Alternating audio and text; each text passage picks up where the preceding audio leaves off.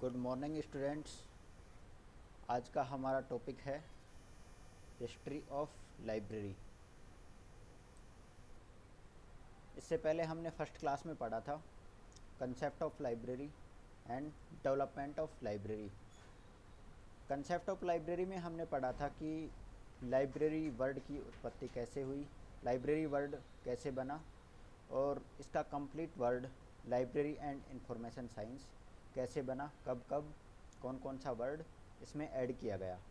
उसके बाद में हमने पढ़ा था कि कौन कौन सी लैंग्वेज में लाइब्रेरी वर्ड को कौन कौन से शब्द में बोला जाता है। ठीक है। उसके बाद में हमने पढ़ा था डेवलपमेंट ऑफ लाइब्रेरी। कौन कौन तो डेवलपमेंट ऑफ लाइब्रेरी में हमने पढ़ा था कि टाइम के अकॉर्डिंग कौन कौन सी लाइब्रेरी कब कब उपयोग में आती गई, कैसे कैसे इसका डेवलपमेंट हुआ। ठीक है। इसके बाद हम आज पढ़ते हैं हिस्ट्री ऑफ लाइब्रेरी। ठीक है। तो हिस्ट्री ऑफ लाइब्रेरी में हम पढ़ेंगे कि लाइब्रेरी का उद्भव कैसे हुआ, कौन कौन से टाइम में कैसे कैसे लाइब्रेरी का उपयोग किया गया। ठीक है।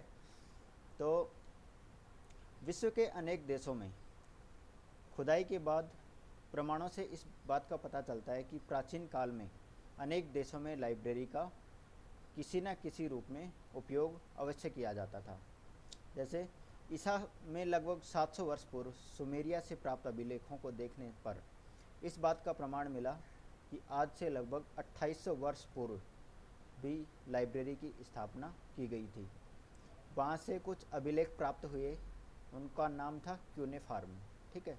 जो कि कच्ची मिट्टी से बनी पट्टिकाओं पर तैयार किए गए थे।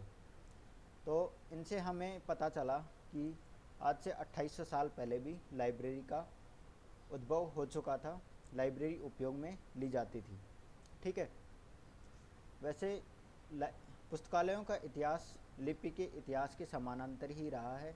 मानव ने अपने विचार अथवा चित्रपूर्ण स्वरूप अन्य व्यक्तियों से एक दूसरे के पारंपरिक संबंध, जगत और इसकी वस्तुओं के उल्लेखित रूप का लगभग 6000 पूर्व सूत्रपात कर दिया था। ठीक है। ऐसे ही जिस काल में मेसोपोटामिया, असीरिया, बेबीलोन के लोग मिट्टी की पट्टिकाओं पर लिखते थे, उसी समय प्राचीन मिस्रवासी पेपायरस पर लिखते थे। ठीक है। पेपायरस एक प्रकार का पौधा था। पेपायरस क्या था? एक प्रकार का पौधा था जो नील नदी के किनारे पाया जाता था और विभिन्न प्रक्रियाओं के द्वारा इसे लिखने योग्य बनाया जाता था। मिस्र, यूनान और रोम के प्राचीन पुस्तकालयों में संपूर्ण संकलन पेपायरस की पट्टिकाओं का ही था। पेपायरस जो रोल थे, पेपायरस पौधे से जो लिखे जाते थे, वो पेपायरस रोल बनाए जाते थे। ठीक है। तो भारत में ईसा के 6ठी शताब्दी में तक्षशिला तथा 783 एडी में विक्रमशिला तथा 427 से 1197 में नालंदा विश्वविद्यालय पुस्तकालय की स्थापना की गई थी। 1717 में यूएसए में एक चल पुस्तकालय बना था। अब चल पुस्तकालय क्या होता है? चल पुस्तकालय होता है, चल का मतलब चलायमान, ऐसा पुस्तकालय जो एक स्थान से दूसरे स्थान तक चलता रहे। जैसे कि एक गाड़ी में एक लाइब्रेरी बना दी गई। अब वो गाड़ी आज एक गांव में, दूसरे गांव में, तीसरे गांव में, एक जगह से दूसरी जगह लगातार चलती रहे और लोगों को अपने ज्ञान को प्रसार करने का मौका देता रहे। तो ऐसा जो पुस्तकालय होता है वो चल पुस्तकालय कहलाता है। मतलब लगातार चलता रहता है एक जगह से दूसरी जगह। ऐसे एक लाइब्रेरी ऐसी होती है जो फिक्स होती है, जैसे एक रूम में बना दी गई तो वो वहीं पे रहेगी, लोग वहाँ पे आएंगे और स्टडी करेंगे। और चल पुस्तकालय में क्या होता है कि लाइब्रेरी है एक जगह से दूसरी जगह पर जाती रहती है और अलग अलग जगह पर उसी लाइब्रेरी का लोग उपयोग करते रहते हैं। 1800 ईस्वी में लाइब्रेरी ऑफ कांग्रेस बनी, जो विश्व का सबसे बड़ा लाइब्रेरी था। यह यूएसए में स्थित है। ठीक है। इसके बाद में हम पढ़ते हैं एजुकेशन ऑफ लाइब्रेरी साइंस। ठीक है। 1910 में बड़ौदा के सियाजी राव गायकवाड़ थर्ड ने यूएसए से डब्ल्यू ए बोर्डन को बुलाया। उन्होंने 1911 में पुस्तकालय प्रशिक्षण कार्यक्रम शुरू किया। भारत में सबसे पहले 1910 में ही लाइब्रेरी का प्रशिक्षण कार्यक्रम शुरू हुआ था। 1910 में सियाजी राव गायकवाड़ ने यूएसए के डब्ल्यू ए बोर्डन को बुलाया था, जिन्होंने 1911 में प्रशिक्षण शुरू किया था। ठीक है, उसके बाद 5 साल का गैप रहा। 1915 में पंजाब यूनिवर्सिटी से यूएसए पंजाब यूनिवर्सिटी ने यूएसए के एएसए डॉन डिकिंसन को बुलाया। इन्होंने 1916 में प्रशिक्षण कार्यक्रम शुरू कर दिया था। ठीक है, इसके बाद फिर 5 साल के बाद 1920 में आंध्र प्रदेश लाइब्रेरी एसोसिएशन ने अपने कर्मचारियों के लिए प्रशिक्षण कार्यक्रम शुरू किया और 1920 में ही बेंगलोर के एम विश्वेश्वरैया ने कर्मचारियों हेतु डेवलपमेंट प्रोग्राम शुरू किया। इसके बाद 9 साल का गैप रहा। 1929 में मद्रास लाइब्रेरी एसोसिएशन, इसे माला के नाम से जानते हैं, के द्वारा रेगुलर सर्टिफिकेट प्रोग्राम कोर्स शुरू किया गया। ठीक है, इससे पहले 1910 में, 1915 में और 1920 में तो ये स्टार्टअप हुए थे। उनके एक एक साल बाद में प्रशिक्षण कार्यक्रम शुरू हो गए थे, 1911 में, 1916 में, ठीक है, और 1920 में।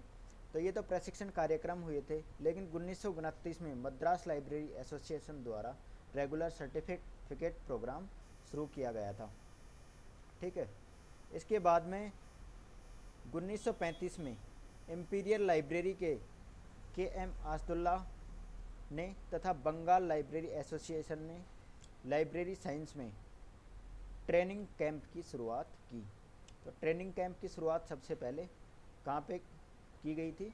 1935 में इंपीरियल लाइब्रेरी और लाइब्रेरी एसोसिएशन के द्वारा। ठीक है, उसके बाद 1937 में मद्रास विश्वविद्यालय ने लाइब्रेरी साइंस में डिप्लोमा कोर्स शुरू किया, जिसे 1960 में बीलिब में चेंज कर दिया, बैचलर ऑफ लाइब्रेरी में। डिप्लोमा कोर्स इन्होंने शुरू किया था और उसे बैचलर ऑफ लाइब्रेरी में चेंज कर दिया। 1947 में अलीगढ़ मुस्लिम यूनिवर्सिटी ने भी बैचलर ऑफ लाइब्रेरी की शुरुआत की। इसी वर्ष 1947 में ही दिल्ली यूनिवर्सिटी ने भी PG diploma in library science की शुरुआत की। इसके बाद में पीजी डिप्लोमा के बाद 1949 में दिल्ली यूनिवर्सिटी ने मास्टर ऑफ लाइब्रेरी की शुरुआत की। ठीक है, इसके बाद 1951 में दिल्ली यूनिवर्सिटी ने ही पीएचडी की शुरुआत भी कर दी। 1957 में दिल्ली यूनिवर्सिटी से डीबी कृष्णा राव को पीएचडी की डिग्री प्रदान की, जिनका टॉपिक क्या था? Facet analysis and depth classification in agriculture. ठीक है, 1947 से दिल्ली यूनिवर्सिटी ने पीजी डिप्लोमा के साथ लाइब्रेरी साइंस को स्टार्ट किया था। उसके बाद 1949 में इन्होंने एमलिब की शुरुआत की और 1951 में पीएचडी की शुरुआत की। इसके 6 साल बाद 1957 में ही पहली पीएचडी की डिग्री दिल्ली यूनिवर्सिटी ने डीबी कृष्णा राव को facet analysis and depth classification in agriculture में पीएचडी की डिग्री प्रदान की। ये क्वेश्चन आता है कि सबसे पहले दिल्ली यूनिवर्सिटी ने पीएचडी की डिग्री किसे प्रदान की थी और उनका टॉपिक या सब्जेक्ट क्या था, तो ये याद रखना है। ठीक है, अब बात करते हैं राजस्थान यूनिवर्सिटी की, कि राजस्थान यूनिवर्सिटी ने कब और कौन सा प्रोग्राम चालू किया था लाइब्रेरी साइंस में। ठीक है, राजस्थान यूनिवर्सिटी के द्वारा 1960 में सीलिब की शुरुआत की थी। राजस्थान यूनिवर्सिटी ने लाइब्रेरी साइंस की शुरुआत सीलिब कोर्स के साथ की थी। उसके बाद 1961 में इन्होंने बैचलर ऑफ लाइब्रेरी भी स्टार्ट कर दिया तथा 1974 में मास्टर डिग्री भी इन्होंने स्टार्ट कर दी थी। इसके बाद 1975 में पीएचडी की शुरुआत की गई राजस्थान यूनिवर्सिटी में। राजस्थान यूनिवर्सिटी में फर्स्ट पीएचडी होल्डर कौन थे? सुरेश चंद्र वर्मा।